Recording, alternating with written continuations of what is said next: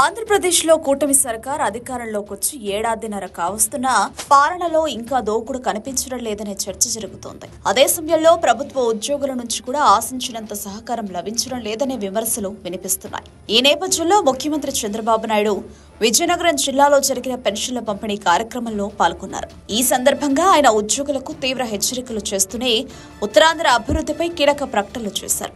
గజపతి నగరం నియోజకవర్గం దత్తి గ్రామంలో జరిగిన పేదల సేవలో కార్యక్రమంలో పాల్గొన్న సీఎం చంద్రబాబు ఉద్యోగుల పనితీరుపై అసహనం వ్యక్తం చేశారు. ప్రజలకు సేవలు అందించాల్సిన బాధ్యత పూర్తిగా ప్రభుత్వ ఉద్యోగులదేనని ఆయన స్పష్టం చేశారు.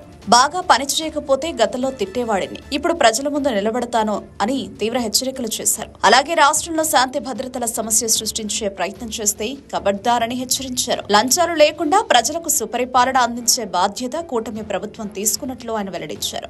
ఉత్తరాంధ్రకు న్యాయం జరగాలనే ఉద్దేశంతోనే భోగాపురంలో అంతర్జాతీయ విమానాశ్రయం చేపట్టామని చంద్రబాబు తెలిపారు. గత పాలకులు ఆలస్యం చేసిన ఈ ప్రాజెక్టును కూటమి అధికారంలోకి రాగానే పరుగులు పెట్టిస్తున్నామని చెప్పారు.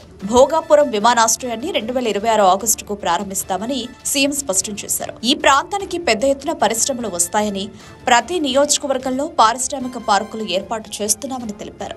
సంక్షేమం ఇవ్వడమే కాదు, రాష్ట్రాన్ని అభివృద్ధి చేస్తున్నట్లు చెప్పారు. సీఎం చంద్రబాబు ఈ సందర్భంగా P4 కార్యక్రమం గురించి వివరించారు. అనేక రూపాల్లో ఆర్థిక లబ్ధి పొందిన వారు సమాజంలో అట్టడుగున ఉన్నవారిని ఆదుకోవాలని ఆయన పిలుపునిచ్చారు. P4 ద్వారా 1 లక్ష మంది మార్గదర్శకులు, 10 లక్షల మంది పేదల్ని వృద్ధిలోకి తీసుకొస్తారని, ఆర్థిక అసమానతలు తగ్గించి మెరుగైన జీవన ప్రమాణాలు అందించడమే ఈ కార్యక్రమం లక్ష్యమని తెలిపారు. ప్రజలు ఆశీర్వదించడం వల్లే టీడీపీ, జనసేన, బీజేపీ కూటమిగా ప్రభుత్వం ఏర్పడిందని, డబుల్ ఇంజిన్ సర్కార్తో రాష్ట్రం బాగుపడుతుందని చెప్పారు. ప్రజల కోసం చివరి రక్తపు బొట్టు వరకు పనిచేస్తానని ఆయన ప్రతిజ్ఞ చేశారు. ఈ హామీలో హెచ్చరికలు ఉత్తరాంధ్ర అభివృద్ధికి ఎంతవరకు దోహదపడతాయో చూడాలి.